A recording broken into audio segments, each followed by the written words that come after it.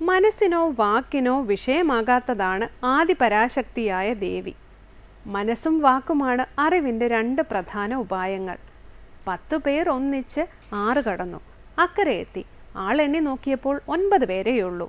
എണ്ണിയവരാരും എണ്ണിയവനെ കൂട്ടിയില്ല. അപ്പോൾ ഒരാൾ പറഞ്ഞു, ദശമത്വമസി, അതായത് 10ാമൻ താൻ തന്നെ എന്ന്. വാക്കുകൊണ്ട് അറിവുണ്ടാകുന്നതിനുള്ള പ്രസിദ്ധമായ ഉദാഹരണമായാണ് ഇതിനെ കരുതിപ്പോരുന്നത്. കണ്ണും കാതും കാലും എത്താത്ത ദൂരങ്ങളിലെ യഥാർത്ഥമായ അറിവുണ്ടാകുന്നതും ആപ്തന്മാരുടെ വാക്കുകളിലൂടെയാണ്.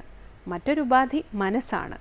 കേട്ടറിഞ്ഞും വായിച്ചറിഞ്ഞതുമായ കാര്യങ്ങളെ മനസ്സ് അപഗ്രഥിച്ച് ആവർത്തിച്ച് ചിന്തിച്ചാണ് പുതിയ അറിവുകൾ രൂപപ്പെടുത്തുന്നത്. ഈ ഉപാധികളൊന്നും പ്രപഞ്ചനാഥയായ ദേവിയെ ഉൾക്കൊള്ളാൻ പര്യാപ്തമല്ല. മനസ്സിനെയും വാക്കിനെയും പ്രകാശിപ്പിക്കുന്ന ദേവിയെ പ്രകാശിപ്പിക്കാൻ അവ അശക്തങ്ങളാണ്. വൈദ്യുതി ബൾബിനെ പ്രകാശിപ്പിക്കുന്നു, എന്നാൽ വൈദ്യുതിയെ പ്രകാശിപ്പിക്കാൻ ബൾബ് അശക്തമാണ്. ചിത്തത്തിലെ സ്പന്ദനങ്ങളാണ് മനസ്സും വാക്കും. അവ അടങ്ങാതെ ആത്മസ്വരൂപമായ ദേവിയെ അറിയുക സാധ്യമല്ല.